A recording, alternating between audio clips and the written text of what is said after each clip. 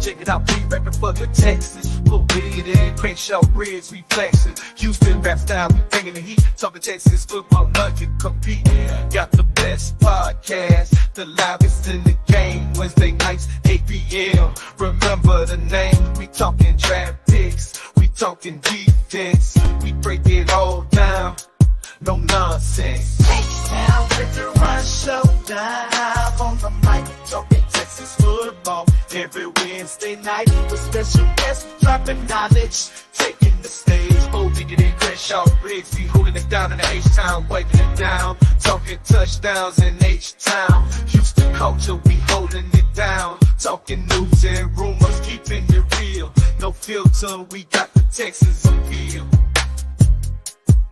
In the Lone Star City, we're living it up. Talking all things Texas, we can't get enough. From the football field to the concrete jungle, we're ripping H-Town. Ain't nothing humble, bitch.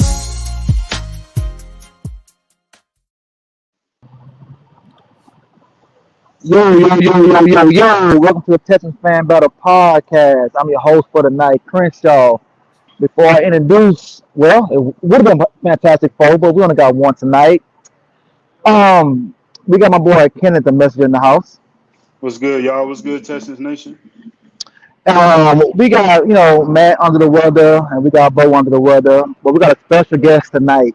We got the man with the plan, the legend, the myth. We got Mr. Ruben 713. Say what's up to the folks. What's going on, everyone? Thank you for having me, man. Let's talk some football. Before we talk football, Ruben, I need to ask you a question. You're a beast with that camera. So when you're in the bedroom, do you be recording yourself having sex? I don't want to say too much, but there is, a different set of categories that, I have filmed me and the lovely lady in. There's a Star Wars scene, there's an Avengers scene, there's a One Piece scene in there, believe it or not. Okay, all right. Hey, I'm just asking what the fans want to know. They see the work online. They're like, man, I wonder, is he doing anything else? All right, well, you heard it, folks. If you need some porn done, he will film it for you. All right, let's get to the topic at hand. Nico motherfucking Collins got a contract extension. 3-year extension, 72.5 up to 75 million.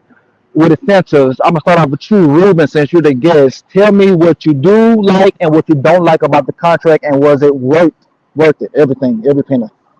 I mean, there's not nothing to like, right? You love seeing Nico Collins do what he did in year 3, first year with CJ Stroud, and that was be a number one option for you. Caught 80 passes for 1,297 yards, 8 touchdowns.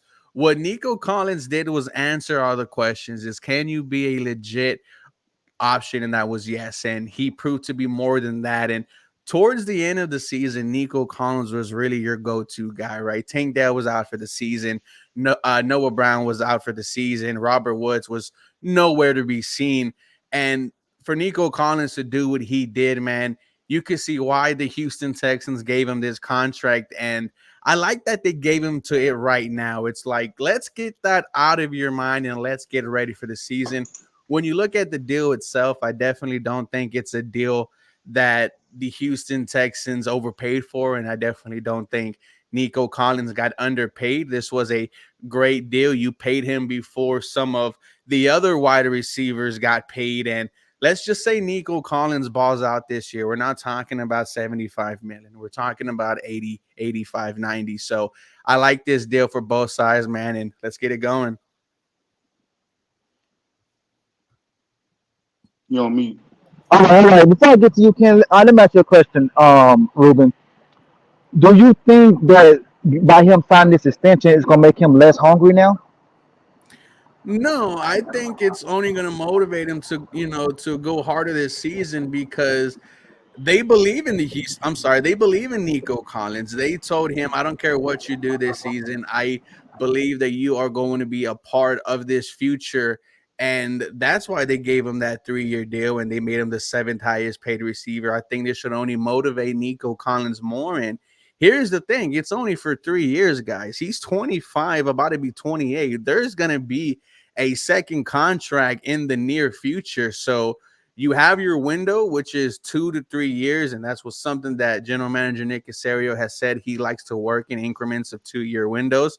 I I like this move. I don't think it takes anything less from Nico Collins. If anything, it will make me, feel more motivated to come because I don't have to worry about the contract year. They believed in me enough to give me this deal and to be a part and hopefully bring this city a title one day.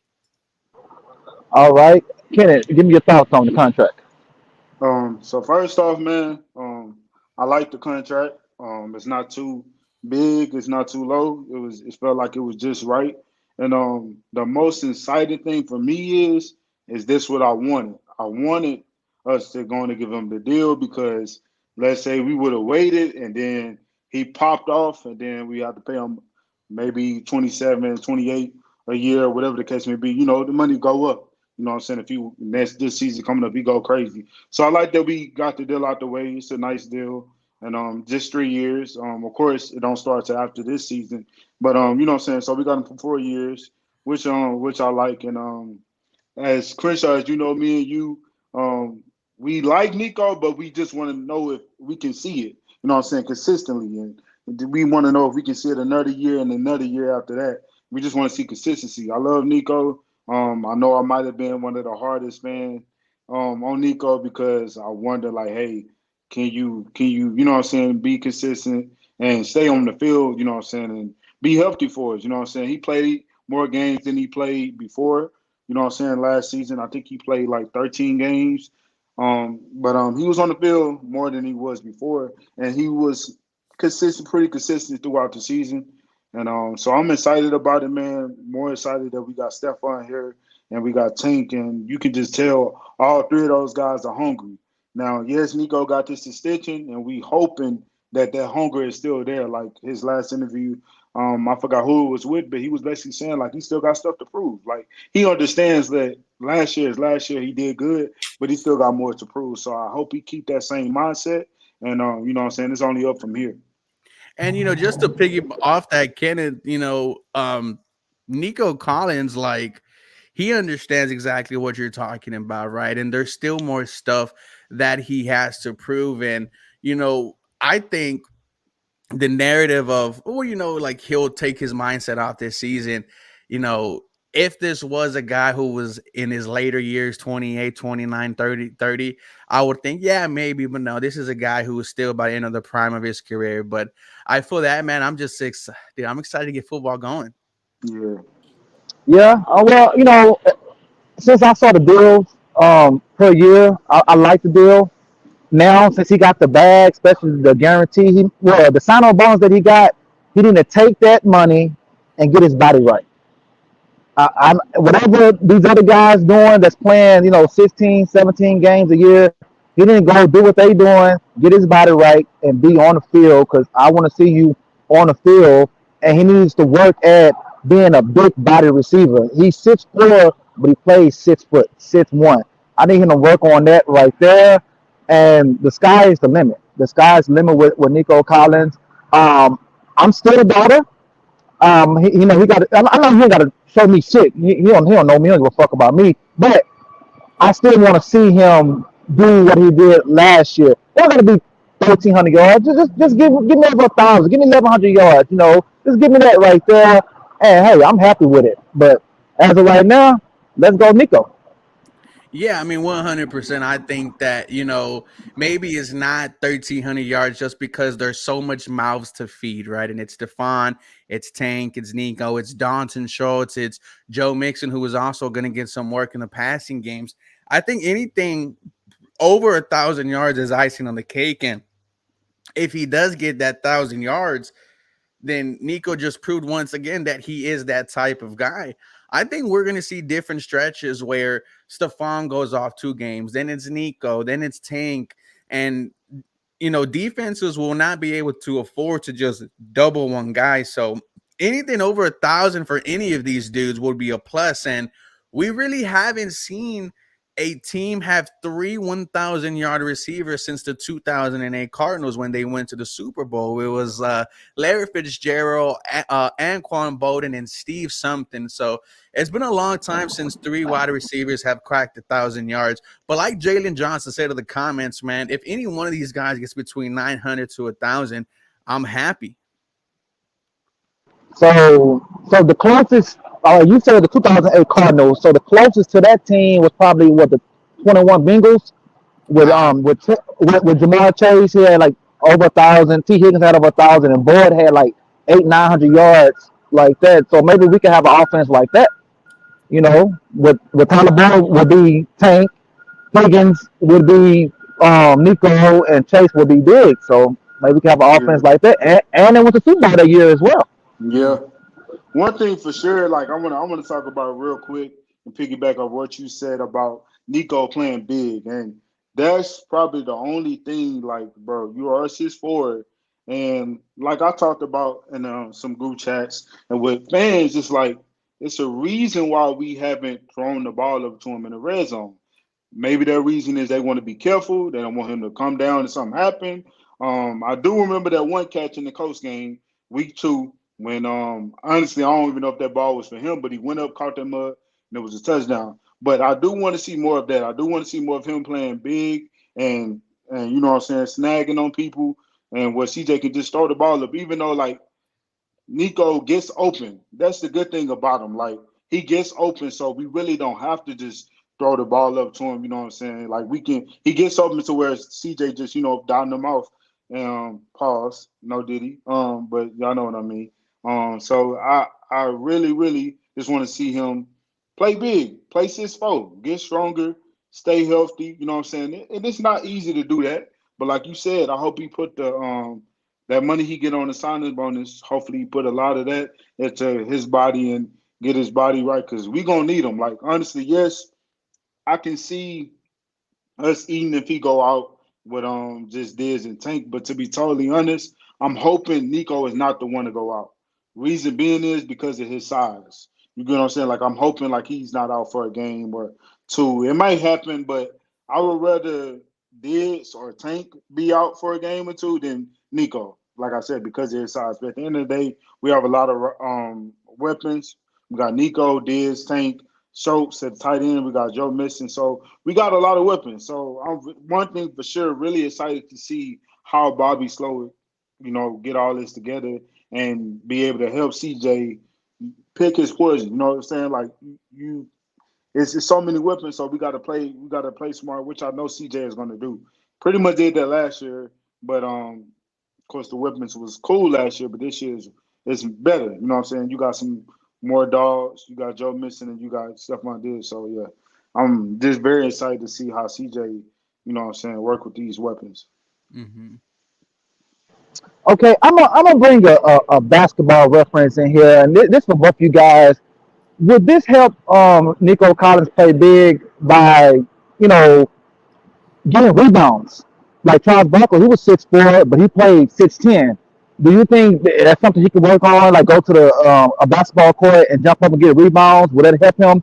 So for jump balls, down the field and in the end zone, or that shit still don't matter. I mean, to me, like we're talking about Nico Collins getting jump balls. The thing is, Nico Collins gets separation. If you're consistently winning by the jump ball, that tells me you cannot separate from your cornerback. And look, the dude was 3 yards shy of 1,300 yards, 8 touchdowns, and played in 15 games. So it's like, what more do you want to see from Nico Collins? And if he has another 1,300-yard season this year, he 100% deserve that contract. I mean, I get the 6 force part, and yes, I know we would all want him to be like DK Metcalf, who would just go up there and just pluck it out the air. But Nico Collins showed this year that he can get open. He could be a yak machine and a clutch player for you, man. Like, let's not forget, towards the end of the year, it was only him and Dalton Schultz canceling the ball for CJ Stroud. And what did he do against the Colts? Boom, 75-yard take it to the crib. And then what did he do next week against the Browns? Boom, a touchdown to take the lead. Like, I think we're being maybe a little too critical on Nico because this is a dude who answered all the questions. It was, can you be a number one? Yes, I could be a number one. Now, to me, there's two different types of number ones. There's the guys that could get you the 1,000 yards, the Allen Hearns of the world, the Kenny Galladays, the Brandon Cooks. Then there's the superstars.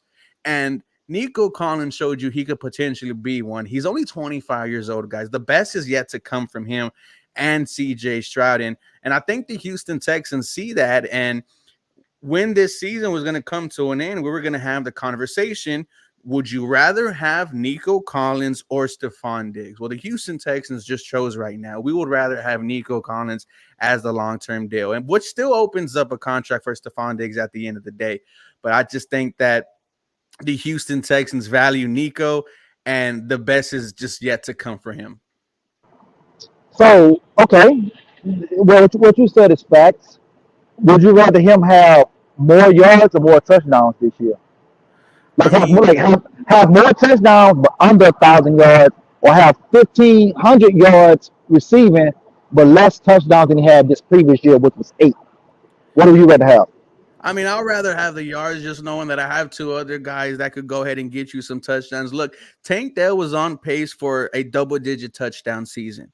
And then you have Stephon Diggs, who was also, a route running machine inside the red zone. I'll take the yards all day. And I think Nico Collins ends up around 1,000 with 5+ touchdowns. There's just going to be so much production from this offense.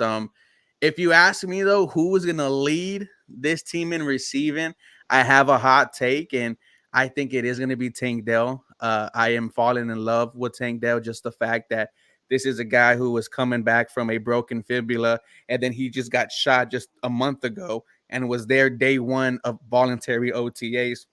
That's just a hot take that I got, man, but there's just going to be so much production from this offense. Who do y'all think is going to be the leading team in receiving?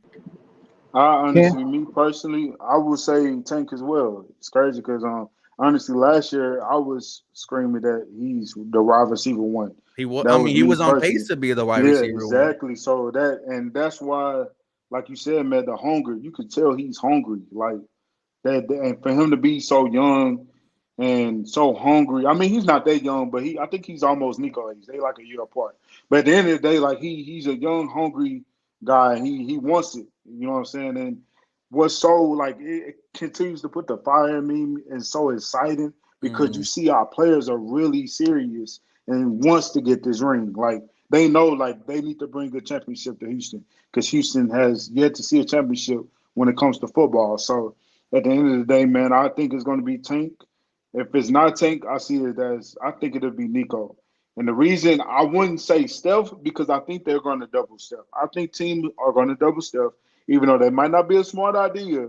But at the end of the day, I see them doubling Steph, and I see them leaving 1-on-1 with Nico, which was puts it helps in our favor. You know what I'm saying? Turns in our favor, and same with Tank. So yeah, man, man, I'm so excited. Like I cannot wait. I cannot wait for the season to get here. Well, me, I still think Diggs is going to lead us in receiving. He's been doubled. He's been doubled in Minnesota. He's been doubled in Buffalo, and he's still 8. He's had a number 2. He's had Adam Thielen and what's the guy that's went to Jacksonville? He had those guys, and he's still 8. I still think it's Diggs because he's one of the best route runners in the NFL, maybe a top 3 route runner in the NFL. So it's like no coverage. It's a good coverage on him. So I don't know if Diggs a hot take, but a lot of guys were saying he's washed, especially when we traded for him. The Texans traded for a washed player. Look what he did at the second half of the season. He didn't have a 100-yard game. Blah blah blah blah. But he still had a good ass season last year. You know. Mm-hmm. Now he's playing. Now he's back playing inside. Oh man, he's gonna have a field day. I mean, our offense. This probably gonna be the best offense we had since 2011. And the potential it might be better because I feel like CJ is a better quarterback than Matt Schaub. Now, I like Foster and Andre as both skill players and our offensive line back then, but I think this offense is going to be top 5. And oh my goodness, we're gonna get to the games and there gonna be no boring games because we be blowing motherfuckers out, man.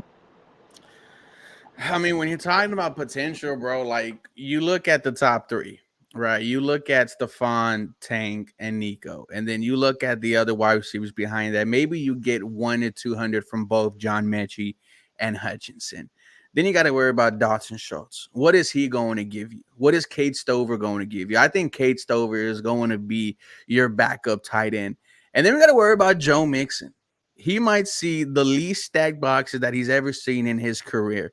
And I think he is going to break the streak. The Houston Texans haven't had a 1,000-yard rusher since Carlos Hyde. And I think Joe Mixon is that running back who breaks that streak. So, dude, when you're talking about potential, I mean, 45 to 5,000 yards from this Houston Texan offense, one of, if not the best in the NFL this year.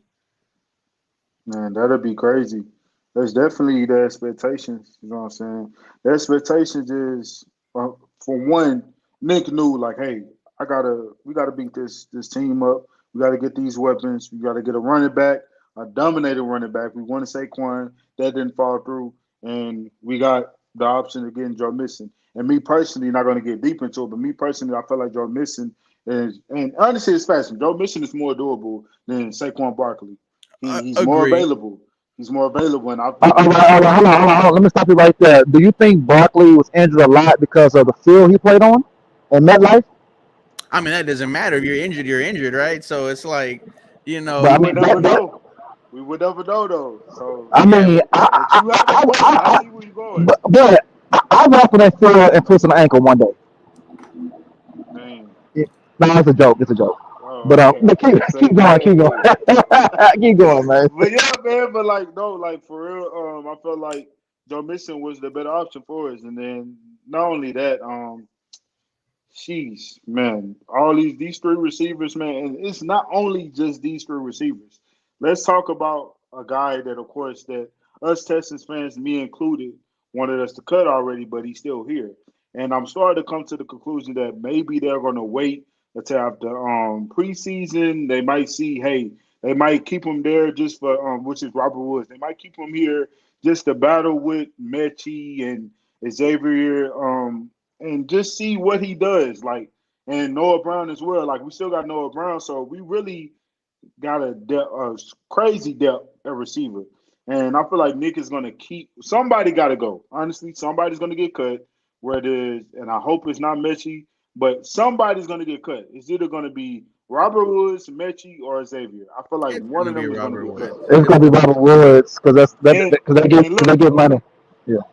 and that's what we all hoping. But at the end of the day, and I'm not hoping for this. I'm hoping this is not the case. But let's say Mechie is not looking too good in training camp. Let's say Noah Brown, even though this I know Noah Brown, he probably gonna be there. He's gonna be a good wide receiver four option. But let's say something like that happens. Do they keep him?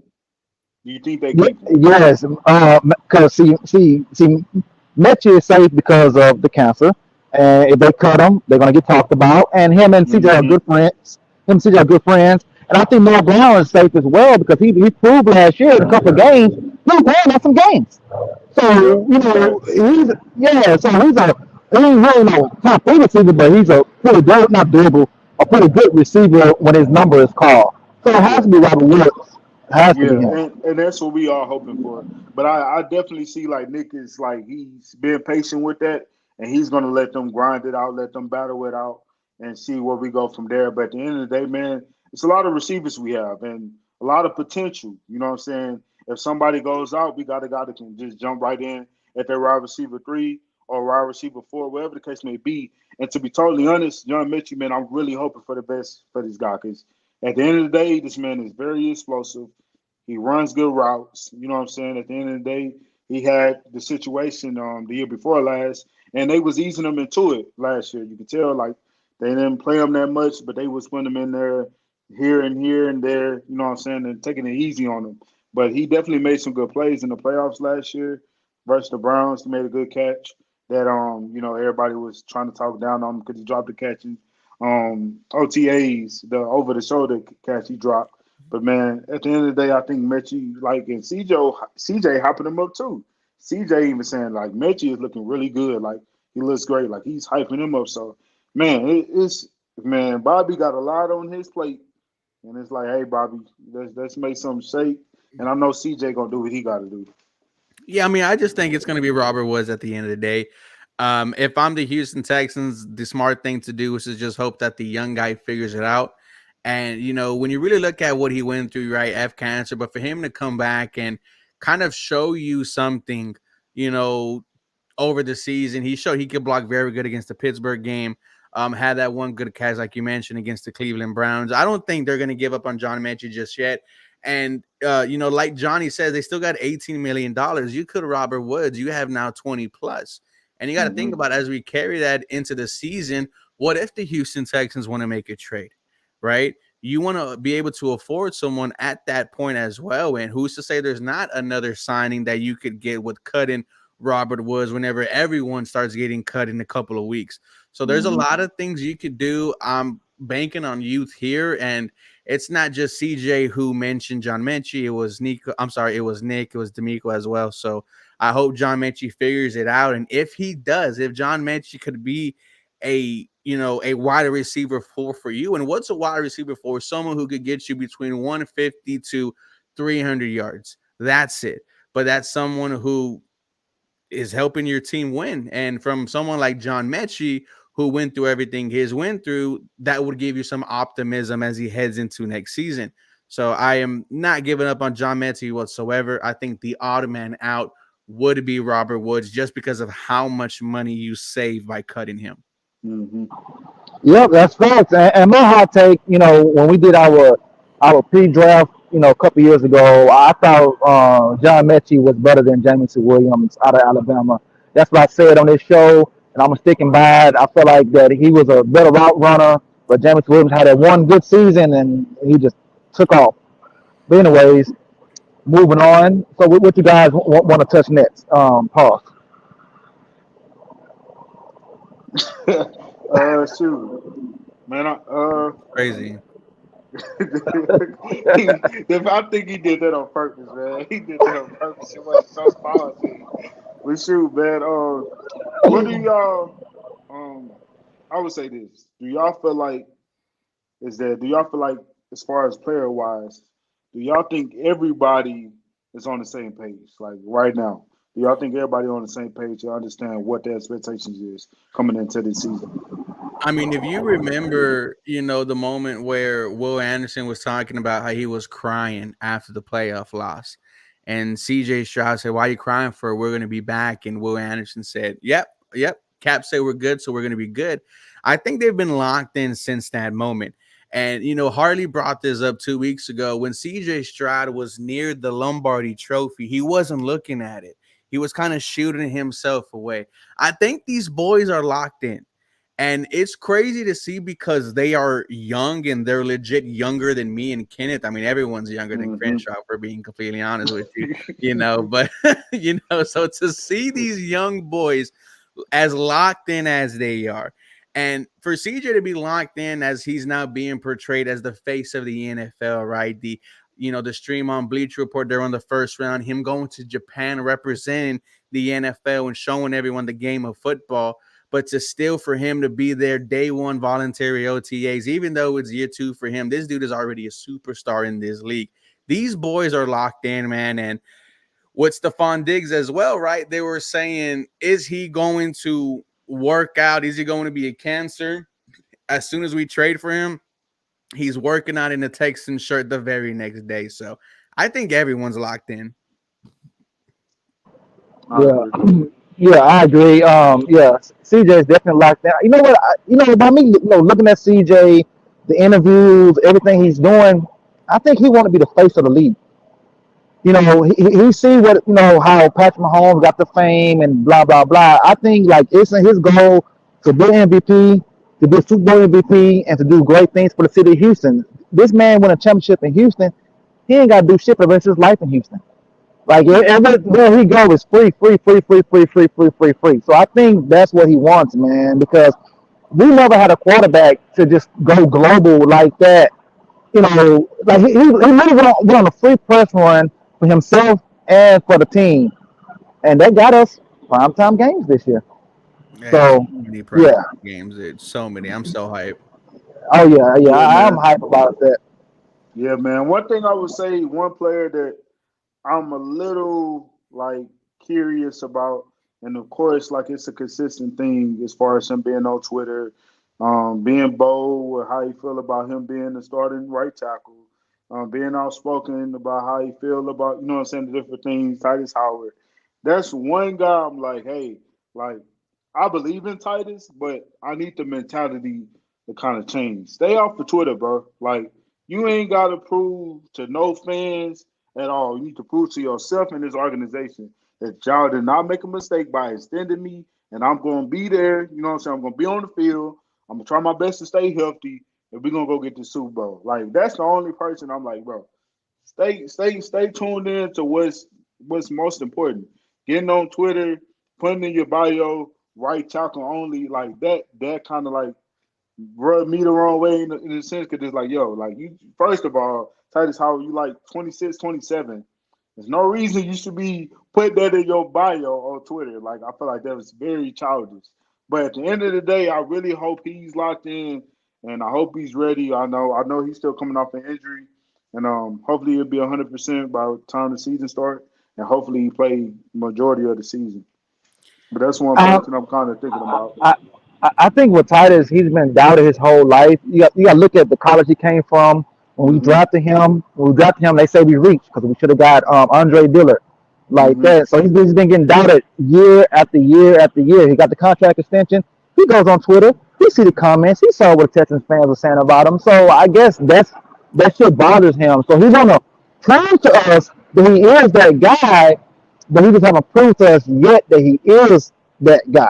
Hmm. But it doesn't help that they keep moving him around Yeah, I right agree. side, left side. I You agree. know, because to be honest, when we drafted him, in his mind, he thought he was our starting left tackle. Then a couple months later, we traded for Laramie Thompson. He's like, what the fuck? And then Hmm. ever since then, he's been moving around. So I think that's what's wrong with him right there. But hopefully, this the year he puts it together. He stays on the field because we need the offensive line healthy, especially. Ruben, correct me if I'm wrong. Do we have the highest paid offensive line in the league? I think so. Probably one of them. One of them now. We definitely had one of Yeah. them last year, but Oh, one of them okay, now. so they need to play as a top five unit because the money that we putting out with these guys in the play top five unit, man. So Yeah. hopefully year two in this scheme they're better at the run blocking. Because the pass blocking it was good, but the run blocking that's was something that they wasn't getting. Speaking of run Yeah. blocking, what do you guys think about Damon Pierce this year? You think he's going to get it, or the rookie is going to take his spot? I think he's gonna figure it out. And here's the thing, man. Sophomore slumps are very real. They're very real. And if you look at the Houston Astros, Jeremy Pena's right now is one of the best players for the Houston Astros. His year two was absolutely horrible. The year before that, he was one of the reasons why we won a ring. Year Hmm. two slumps are actually real, guys. And here's the thing: if these year three guys figure it out, because it's not just Damian Pierce, it's Kenyon Green, it's Hmm. Jalen Petrie. If those guys, because all of them had a horrible year two, if they figure it out, man, this team is going to go to areas that it hasn't seen before. I definitely think Damian Pierce does. He said it himself. Last year, he was on, I think he was on the podcast with Mark Vandermeer and John Harris, and he said it himself. I expect to be better next year. It was the first time in his system. It was the first time our O-line coach was in this system as well.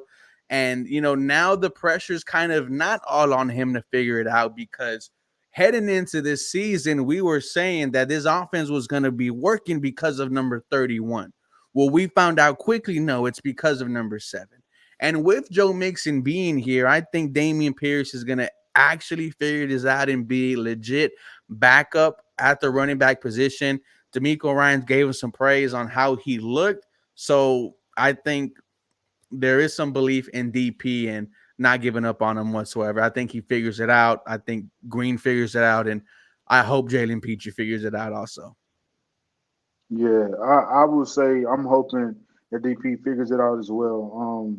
At the end of the day, he did have the sophomore slump, and the reason he did have the sophomore slump is because of the scheme. It wasn't his scheme. The zone scheme is not his scheme.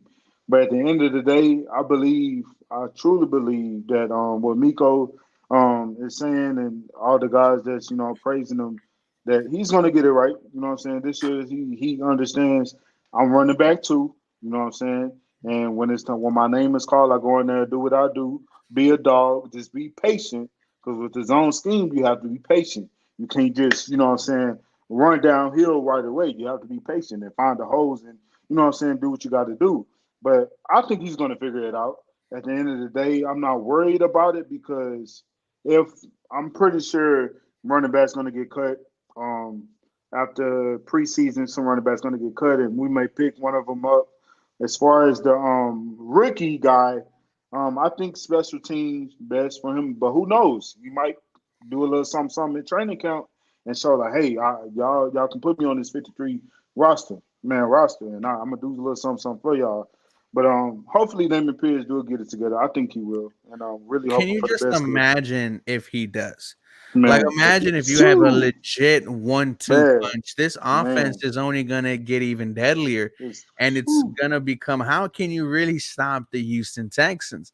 And yeah, that's why I look forward to this, this O line because mm-hmm, last year they didn't start one game together, the projected starters. mm-hmm, And true, if we finally do see that together, man, let's go, bro. Like, yeah. size my finger, dude. For real. Let's go. Hey, look, like you said, if he do figure it out, this offense is gonna be crazy. You have two backs that are dogs, and don't fear for the contact. Like you Mm-mm. want this action, you finna get it.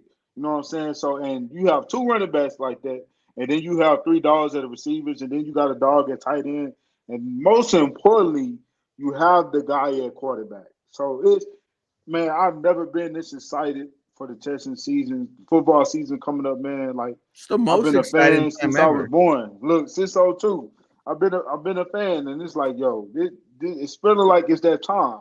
It's feeling like, hey, man, we finna go get it. We finna go get the Super Bowl, and that's what we hoping for, man. And shoot, hopefully we can get a couple, man, because Houston been waiting for it. You know what I'm saying? Once I know the Astros got their championship too, and Rockets got they two, but when the Texans get they two, get they one, this city is gonna be crazy. Like, Dude, you have man, no this city is gonna idea be the amount of laws I'm gonna man, break when we win a man, Super Bowl. man. I'm gonna share a tear, and then it's go crazy time. It's it's up. And to answer Johnny's question, I think they will keep four running backs. Derek Bungawali, he also adds something for you in the special teams game. He kicked the field goal for you against the Buccaneers. I think Jahar Jordan is gonna find some carries this season. Maybe it's not a lot, but I think the Houston Texans do carry a couple of running backs there. Okay. I wanna piggyback touch on something that you said, Ruben. You said sophomore slumps are real. Yeah. Now I don't know I if know where you you going. you know where I'm going. I don't know if I you know where cover you this going. or if Hardy covered this, but if you did, can you tell the folks on this channel what you guys said? What about CJ sophomore slump? That's something no one's talking about. What if he has a sophomore slump and everything that we talking about doesn't happen? Well, here's the thing. They have been talking about CJ Stroud's sophomore slump. It's been mentioned on ESPN. It's been mentioned by that horrible Titans podcast that just seems to not stop mentioning CJ Stroud. That's the only way these Titans content creators get views is talking about the franchise CJ Stroud. But the Houston Texans prepared for that. That was bringing in Stephon Diggs. That was bringing in Joe Mixon, that was re-signing Dalton Schultz. The Houston Texans prepared for this quote unquote, my fault, quote unquote sophomore slump. Yeah. And let's say there is a sophomore slump. I have guys that could get open, guys that could make it easy for you. If my offensive line stays healthy, oh my God, CJ's going to have all the time in the world to throw. That's why you brought in Joe Mixon to help get you 1,000 yards. And like we just talked about, Damian Pierce, if he figures it out, oh my God, it's going to be so easy for number 7. And that's why Mm-hmm. I think they brought back offensive coordinator Bobby Slowick, who was getting interviews for head coaches. That's why I think they brought back Gerard Johnson, who was getting interviews for offensive coordinators. They invested into their quarterback, and that is all I could ask for from this Houston Texans team. They did what they didn't do with Deshaun Watson, and that was invest into the quarterback while he is on his rookie deal. And let me say this, because I know we talk about this sophomore slump, but let's really everybody, the haters, the Titans and Jaguars and Colts fans gonna say what they want to say. But if we all look at CJ rookie season, you don't see nothing that a rookie does on a regular day basis at all. That's the number one thing. The way this right here, the mindset, the understanding of how he caught everything as a rookie and understand how to break down the defense and understand what they doing. Like the way, like these little small clips of him breaking down some of the plays, like versus the Cardinals, when he said he knew Baker is not a coverage guy, so he knew he was going to blitz, and he blitzed, and he knew he had to get the ball. Like that, rookies are not doing that. So for a sophomore, as far as the sophomore slump, like I don't see it happening because he's only going to get smarter. He's only going to understand the offense even more. This is year Yeah. 2 into this offense. And so I don't see a sophomore slump, not with his mindset and understanding of the game. Like, man, we never saw a rookie quarterback come in and do what he did. And even with Deshaun Watson, let's talk about Deshaun Watson. When he came in as a rookie, a lot of Andrew that Luck. was off of his athleticism. Mhm. That's why he did what he did, the running around, the bouncing off tackles, and getting rid of the ball. And the difference between Deshaun and CJ and these other rookie quarterbacks, CJ don't make dumb mistakes. As a rookie, he only threw 5 interceptions. That's unheard of. And the And three three in one game. 3 was one game. And he under it is crazy because after those 3, I think he maybe had one more, none at all. I can't really remember. But at the end of the day, he learned from those mistakes. Like the first one was a 50-50 when Nico in the end zone, and it didn't happen for him. And the other ones, didn't see it. You know what I'm saying? Didn't see the other guy, wherever the case may be. He learned from those mistakes. And we don't have to worry about him making those mistakes often because he's poised, he's calm, and he understands what's going on in front of him. So I don't see a sophomore slump with CJ Stroud. Like, man, I really don't. And that's the reason why I don't. Like, I can see if he would have came in the league, running around, making magic happen, and then year 2, people figure that out. But, like, come on now. Like, what can you figure out about him? Like, you know what I mean? Like, yes, he was a rookie last year, but you see versus the Colts, the first game, it was a little shaky. Had a fumble. He didn't. I don't think he threw any picks, but it was a little shaky game, and we can barely do anything, and we lost. Right. Mhm. That second game, we played the Colts in on their field, and we only had Nico and Dalton Schultz. You feel what I'm saying? And we had think of his name right now, the running back. Um, can't think of his name right now for some reason. But anyways, we had to run it back or whatever. But at the end of the day, we was missing weapons, key weapons. Robert Woods wasn't doing anything. Noah Brown wasn't there. But he still figured it out. And to that defensive part, that's not a cake defense. Like the coach defense is not a that defense is for real. That's a true defense that, you know what I'm saying, do their thing at the end of the day. Like keep it 100, the coach defense is always gonna be a good defense. So man, I don't see it. I don't see a sophomore slump with CJ. Kenneth, everything you Okay. just mentioned. Oh, I'm sorry. Go ahead, Crenshaw. No, go ahead. I ain't gonna forget. Go ahead. Go ahead. Like everything you just said is the reason why this notion of a sophomore slump is just idiotic. Like you talk about the starting offensive line not playing one game together, right? Let's really break it down. Laramie Tunsil missed the first 4 weeks with the knee. Titus Hmm. Howard broke his hand in training camp, ended up coming back for maybe 1 or 2 months. They ended up on IR. Kenyon Green, you lost him during training camp. Juice Scruggs, you didn't see him the first 8, 9 weeks of the season. Jared Patterson, who ended up starting for you at center, ended up getting hurt for you. You had a trade for Kendrick Green. You had a trade for Josh Jones. I think it was the ESPN reporter, Miss Mina, who said that the Houston Texans had the most injuries in the offensive line that's ever been tracked since they have been tracked. And for CJ Stroud to not only do that, not only to have to go through that, but no help from the running game. Like I mentioned, we were talking about Damian Pierce leading the show. I put money, I put $500 on Damian Pierce getting over 950 yards and Dang. 5.5 touchdowns. And I remember Crenshaw telling me and Harley back then that Devin Singletary was going to be the leading rusher for this team, and we laughed at him. But that's what ended up happening. Here's the thing, guys. The Houston Texans only had 3 100-yard rushing performances all year, and all 3 of them, guys, were victories. So what does that tell me? It tells me that we have yet to see the full potential of this Houston Texan offense. We lost Tank Dell. We lost Noah Brown. Robert Woods, the washed up, ended up showing at the start of the season he was leading the NFL in catches on 3rd down and 4th down. He disappeared. The only offense for you was number 7. So this notion of a sophomore slump, this comparing him to Dak Prescott is pretty idiotic to me. And Yeah. you add Stephon Diggs, you add Joe Mixon, you add another year with Tank and Nico and Dalton, and you bring back your OC, your quarterback coach, like you loaded up. For real. And one thing that CJ said in one of his recent press conference, is that he knows all these weapons he has. So he's thinking about how can I make sure everybody eat. You know what I'm saying? He's thinking about that. You know what I'm saying? And so I definitely feel like he's gonna conquer that.